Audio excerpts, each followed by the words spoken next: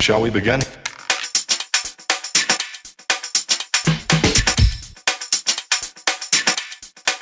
Let's begin now. Hi guys, welcome to the wonderful world of Faith with a Few. Thank you so much for swinging by my channel and checking me out. Thank you for all of your love and your appreciation on the last couple of videos. I've started to get emails and just like messages, WhatsApp pings and all that kind of stuff from you guys. So it's good to know that you guys are just like enjoying this journey with me. So today, without further ado, I'm going to jump straight into a new topic. And since we're in the season of love, aka Valentine's Day, I thought I'd do something based on relationships. And this video is called When Will You Marry? Now, for those of you, especially between the 16 to 35 age bracket, you know, you're quite accessible with social media and stuff, you probably would have seen somewhere on Facebook or Instagram or Vine or Twitter, you probably would have seen that hilarious video of that guy, and he's basically serenading that girl and he's saying, when will you marry? Will it be this year? Will it be next year? Will you be single forever? And that video made me laugh. It's absolutely hilarious. But let's not lie, ladies and gentlemen, it deals with a very crucial topic as you're growing up between your late 20s. People always want to know, when will you marry? There's always pressure from someone. If it's not a friend, an uncle, an auntie, a parent, a sibling, it's peer pressure, societal pressure, age clock, biological clock, every kind of clock, womb invader. There's always somebody who wants to know when you're going to get married. When you're going to do this, when you're going to do that. And it's just frustrating sometimes. So now that we're in the season of love and nobody caters to the singletons in the season of love, it's all about lovely couples, it's all about date night, dinner night, fight night, every night. It's all about that. I thought I'd do a video for the singletons, for my guys and for my ladies out there. Let's talk. Meanwhile, the sun is just misbehaving. It's coming in and out, so bear with me. So yeah, so like even the question itself, when will you marry? It seems to imply like, you know, there's stuff that you should be doing. When will you marry? As if to say that the decision is solely on you. So if you're a girl, it seems to imply that it's your decision as to when you will or won't get married. And if you're a guy, it seems to imply like it's your decision whether or not you will or you won't get married. And it, even just by default of that question, it negates the fact that it takes two people to marry. And so it's just, I don't know, it's just really frustrating. But bear with me, guys. I'm going to reel off maybe 4 or 5 just different subsections or different things that I thought of when I saw that video, and it made me laugh, but just serious things around people always hassling singletons to find out when will they marry. Why are you still single? Have you seen that guy? Have you seen this girl? Have you been to that place? What about if I do this? How about if I do that? And it's just bore. So yeah, check me out. I'm going to give you about 4 or 5 different subtopics within that, and hopefully for those of you who are out there guilty of harassing singletons to find out when they'll marry, hopefully this will change your mind about how you approach things. So stay tuned. So firstly, number one, most importantly, I am not God. So if you're asking me when will I marry, you are asking the wrong person. It was not me that said it's not good for man to be alone. It was not me that said let us make man in our own image.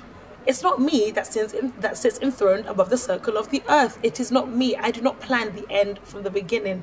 I have not it's just not me. So if you're asking me when I marry, you're asking the wrong person. You need to go and ask God in it. He knows all, he knows everything. So if you really care that hard, get on your knees and start praying, and then you can come back and tell me when will I get married. I mean, like even that alone, like God said it is not good for man to be alone. Check that. It is not good for man to be alone. Us ladies, we're fine. No, I'm only joking. But no, in all seriousness, like you're asking the wrong person. So people will constantly go to single people. When will you marry? When are you getting married? Your mates are getting married. Your sisters are getting married. Your cousins are getting married. Da-da-da's getting married. And it just adds this undue level of pressure. So if people keep harassing you and asking when you're going to get married, turn around and say, I'm not God. If you want to know, if you care so much, get down on your knees and pray for me. Then come back with an answer. But quit harassing me. I am not God. Number 2. The reason I just don't like it when people are constantly asking you when you're going to get married is it implies that it's the woman's job to find a husband. So many times, and all of my single ladies, you'll know this, you'll go to a wedding, birthdays, you know, christenings, namings, church events, single events, couple events, every event, and people always say, when is it your turn? When is it your turn? When are you going to get married? Why are you still single? It's not my job to find a husband. The Bible says he who finds a wife finds a good thing and obtains favor from the Lord. Check it. He who finds, so he has to go find. My job is to be a good thing. That's my thing. My job is to be a good thing when I am found. But it's not my job to go and find a husband. So when you're harassing me and asking me when will I marry, you're asking the wrong person, because I want to propose to myself. Check it. In this day and age, you can marry people from different races, different creeds, different religions, different parts of the world. People can even have civil partnerships now.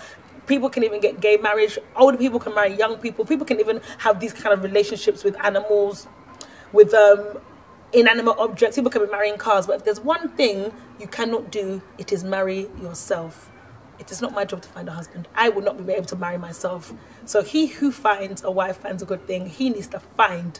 Because it just adds all of this unnecessary pressure, as if to say that every single time you go out now, you have to be looking for a husband, looking for a husband. Otherwise, all of the aunties at home, or the uncles at home, or the people in church, or the people at work will start saying, you know, you're not doing your part, you're not doing your part. Ladies, your part is to be a good thing. Fellas, your job is to find. So ladies, that when he's finding and he's looking and he's searching, you'll be the good thing that he finds, so that he who finds a wife finds a good thing. And as a result of that, he will obtain favor from the Lord. How about that? But it's not your job to go looking for a husband. Do your part. Get your hair done, get your nails done, get your face done, you know. Be around, be sociable, be friendly. All of that's kind of nice things that you've seen on everyone's blog, everyone's Instagram, everyone's meme, everyone's inspirational tweet from Heaven Lindsay. You know all of the things you need to do, ladies. But don't let anybody pressure you into finding a husband. No shade, no tea. Pinkies are not up. But don't go out buying yourself an engagement ring. Because I believe, if you're the one that chases the man, you will chase the wedding, you will chase the marriage, you will chase the children. Let a guy put in some work in it, because let's not lie, after a while when guys get older, they stop putting in work. So let him at least put in some work in the early stages of your relationship. But he who finds a wife finds a good thing. It is not your job as a woman to find a husband. It's his job to find you.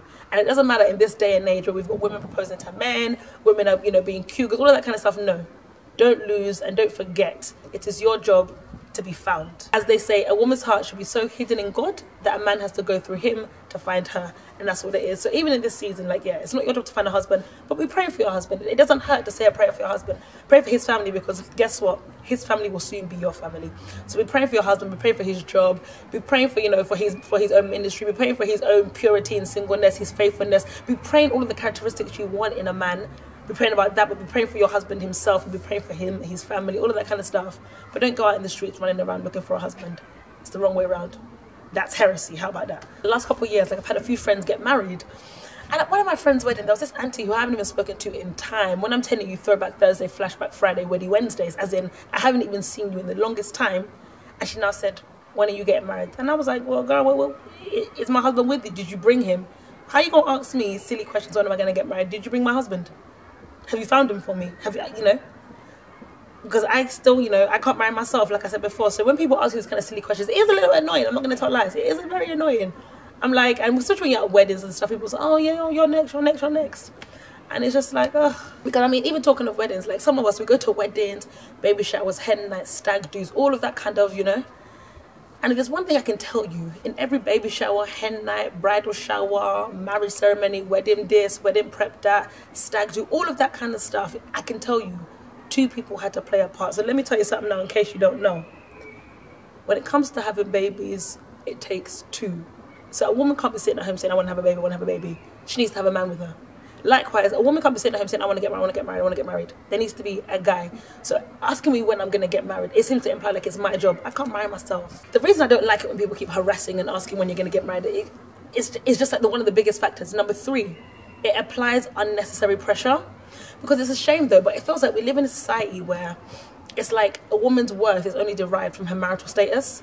And so if you're single, it's like, oh, hurry up and join the club. Or if you're single, it's like, oh, you know, you're not worth anything. But if you're married and you've got kids, and or you appear to be more established in one way or another, then it's like society sometimes can value you more than other people. And that's not fair. It adds undue pressure, because then, you know, especially in the Christian church, as people get married younger and younger, it's not like the good old days back in the days, because you know when you watch those kind of programs, like, you know, about the war and stuff, and they got married when they were 15 and they've been married until they die.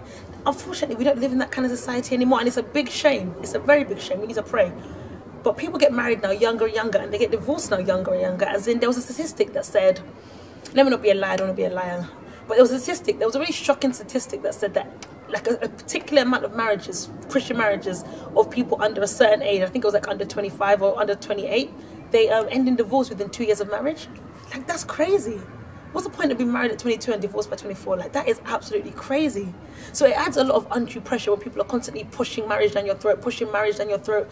It seems like literally at school, your parents, you know, not my mum anyway, but people's parents, or just in life, they'll push down GCSEs down your throat, A-levels down your throat, degree down your throat, good job down your throat. And the minute you've got that degree and that good job, okay, husband now. Next minute, kids. Next minute, I want more grandkids. And before you know it, you're just constantly yielding to other people's pressure. So honestly, guys, like, don't let anybody put any kind of undue pressure on you. It really isn't fair. And like I said before with number one, we are not God.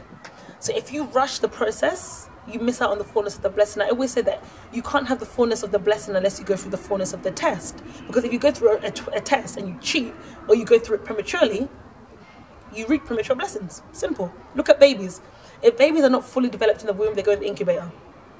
And do you know what I mean? And I make the point to say that if you try and rush what God is doing, you don't enjoy the process of it. And the blessing is always in the process, right?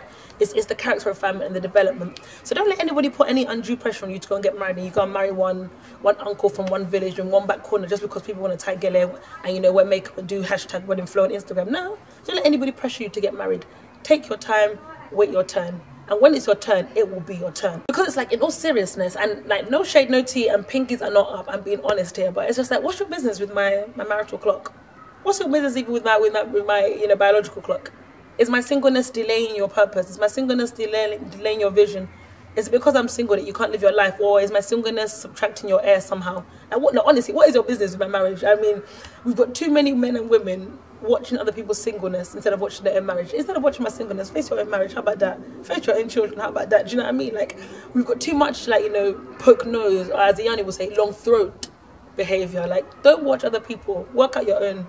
You know, don't face my own marriage that's coming. Look at your own marriage that's here, innit? Too many people poking nose and stretching neck.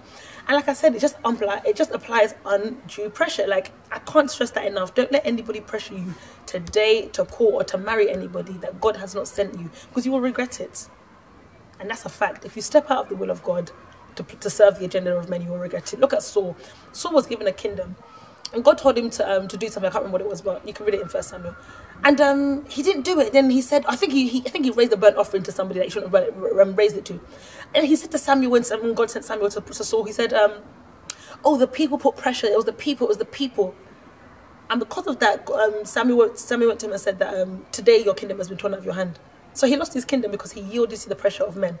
I know I haven't said that properly. I'll try and link the scripture below, but it says 1 Samuel, probably 14 or 15, but don't quote me. But my point is that because of Saul yielded to the pressures of men, and he was disinherited from his kingdom. Don't yield to the pressures of men, ladies and gentlemen. Wait for your time. And when it's your time, like I said, it will be your turn.